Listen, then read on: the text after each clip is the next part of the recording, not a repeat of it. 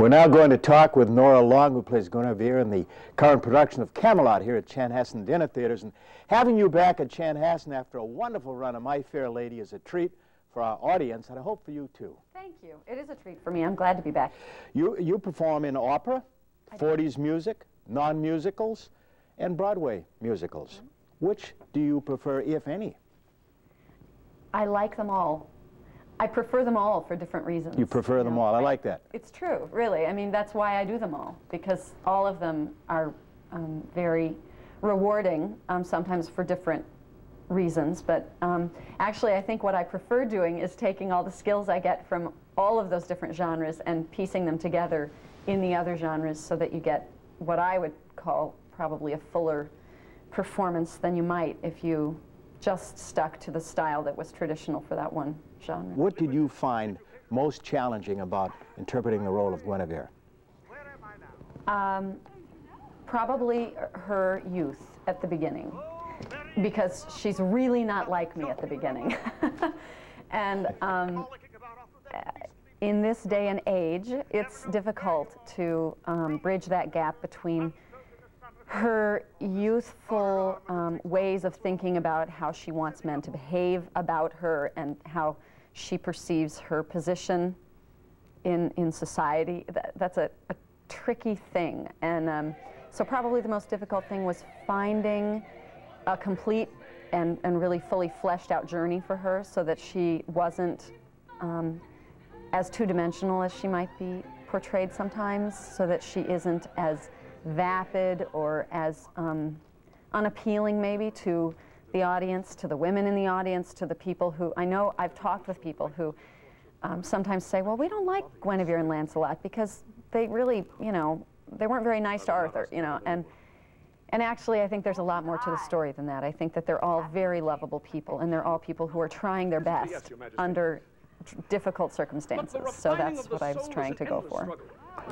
Arthur does have challenges and tribulations, trials and tribulations that you can see throughout the show, and he does well at working those out, and he has to make some hard decisions. But you two also have to make some difficult decisions. It just doesn't show as much. That's right. I think the script is written so that the audience has a chance to hear Arthur do all of his monologues and work through his inner dialogue, and you don't get that from Guenevere and Lancelot on the paper, so you have to figure out a way to do that tacitly, to still show it. And I think that I think we accomplished that fairly well, you know, for not actually being able to announce to the audience what we're going through.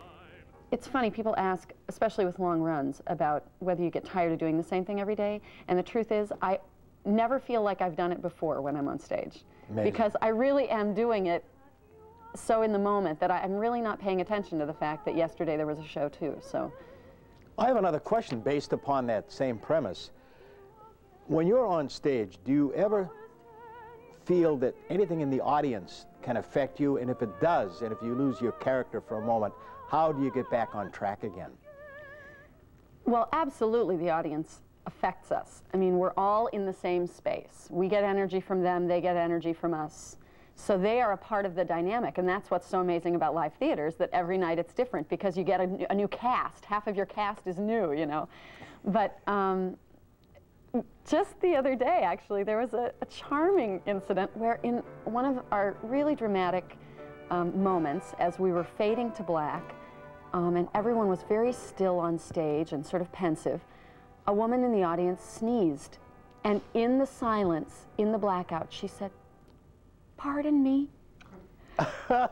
And then we all had to walk off stage in the blackout, and every one of us said afterward, it took everything we could to not giggle, because it was the sweetest thing, you know, and right. You can't help but hear it. And so it's just, and I don't know, getting back on track, I mean, that's a tricky one. It sort of depends on what the circumstance is, but you just, if you're paying attention to your partner on stage, if you're really listening, and you're present in the scene, it's not too hard to put those things behind you and just keep going on. Thank you for answering that in a realistic fashion. Yeah. I have one more very important question. What long-range plans do you have for Norah Long? My plan would be to continue getting better as a performer, however that happens. I hope I can continue to do the kinds of things I've been doing and do a lot of new things. If I can keep growing and keep stretching and have new experiences and honor my old experiences, then I think I'll be in a good place as I continue to live and perform. We want to thank you, and we hope that you bless our audiences here at Chanhassen in many more productions. Now let's take a look into what the simple folk might be doing right now. Shed their weary lot, oh, what do simple folk do? We do not. Often I am told they find relief in quite a clever way. When they're sorely pressed, they whistle for a spell, and whistling seems to brighten up their day. And that's what simple folk do. So they say. They whistle. So they say.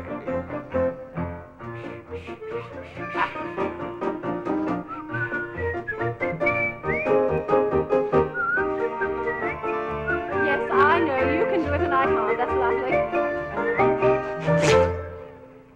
What else do the simple folk do to perk up the heart and get through? The wee folk and the grown folk who wander to... December 3rd, 1960, the Majestic Theater in New York City, when Camelot first opened for a very successful 873 performance run. Now, 42 years later, here at Chanhassen Dinner Theatres, Camelot, once again, and again, it is very timely. It is order versus chaos. It is might versus right.